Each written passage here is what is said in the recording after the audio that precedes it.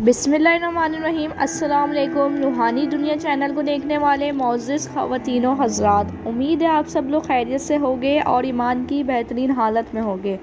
आज की वीडियो में हम बात करेंगे नमरूद और मच्छर के बारे में कि नमरूद की हलाकत कैसे हुई और एक मच्छर ने नमरूद को कैसे मौत के घाट उतारा।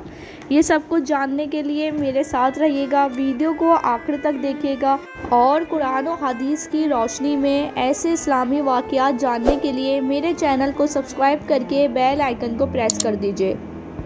आज से हज़ारों साल कबल की बात है कि मुल्क बाबुल में एक बादशाह की हुकूमत थी जिसका नाम नमरूद था।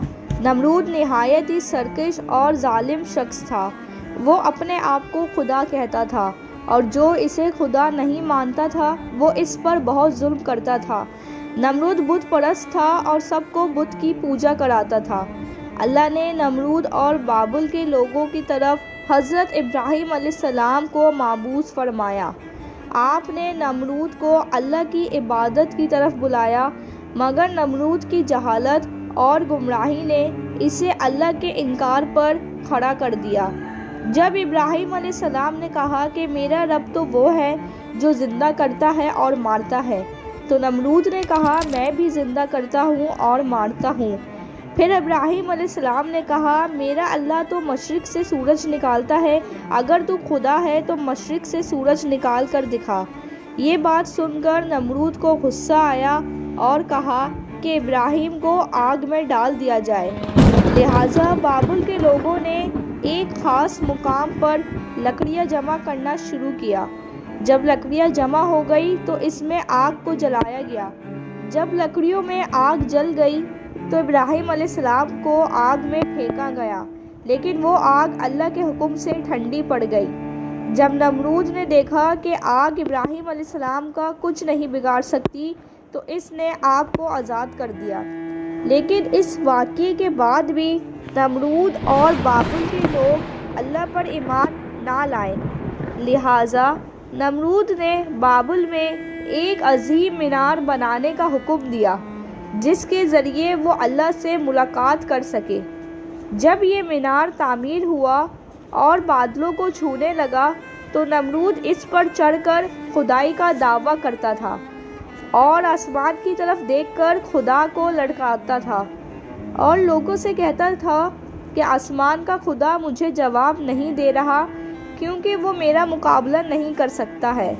लिहाजा ये देखकर लोग नमरूद के आगे सजदा करने लगे और बहुत लोग नमरूद को मानने लगे। लेकिन नमरूद इस बात से बाखबर था कि बहुत जल्द वो अल्लाह के गज़ब का शिकार होने वाला है और एक सख्त अज़ाब इस पर आने वाला है। अल्लाह ने एक फ़रिश्ते को नमरूद के दरबार पर भेजा। इसने नमरूद को ईमान कबूल करने की दावत दी, लेकिन नमरूद ने साफ इनकार कर दिया।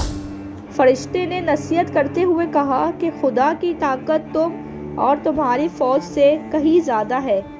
अगर वो चाहे तो तुझे सबसे कमज़ोर मखलूक से तबाह कर सकता है। लिहाजा नमरूद ने खुदा से मुकाबला करने का तकाज़ा किया। फ़रिश्ते ने नमरूद को 3 दिन की मोहलत दी और नमरूद ने अपनी फ़ौज को तैयार किया। तीसरे दिन अल्लाह ने मच्छरों का एक बड़ा लश्कर भेजा जो तादाद में इतने ज़्यादा थे कि सूरज की रोशनी नज़र नहीं आती थी। ये मच्छर बाबुल शहर में दाखिल हो गए और नमरूद के लश्कर पर हमला कर दिया। मच्छर ने लश्कर के सिपाहियों के खून चूस लिए और गोश्त चाट गए। इन लोगों की सिर्फ हड्डियाँ बाकी रह गई। एक मच्छर नमरूद की नाक में घुस गया और नाक के रास्ते दिमाग में दाखिल हो गया और मगज़ खाने लगा। दर्द की शिद्दत से नमरूद पागल होने लगा। इसने अपनी तकलीफ़ ख़त्म करने के लिए अपने सिपाही को सर पर डंडा और थप्पड़ मारने को कहा। जब ये लोग नमरूद के सर पर डंडा मारते तो मच्छर काटना छोड़ देता। हालत ऐसी हो गई कि जो शख्स भी नमरूद के दरबार पर आता तो नमरूद अपने सर पर जूता मारने को कहता। यूँ इसे 400 साल तक लोग जूते और डंडे मारते गए और खुदाई का दावा करने वाला इतनी बड़ी सल्तनत का बादशाह जिल्लत की मौत मर गया।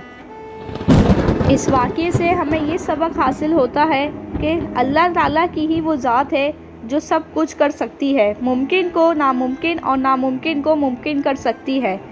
इसलिए हमें कभी अपने आप पर घमंड या गुरूर नहीं करना चाहिए। मुझे उम्मीद है आपको मेरी वीडियो देखना और सुनना अच्छा लगा होगा। वीडियो अच्छी लगी हो तो ऐसी रूहानी वीडियो हासिल करने के लिए मेरे चैनल को सब्सक्राइब करके बेल आइकन को प्रेस कर दें। मुझे दीजिए इजाज़त, मिलती हूँ अगली वीडियो में। अपना बहुत ख्याल रखिएगा। अल्लाह हाफिज़।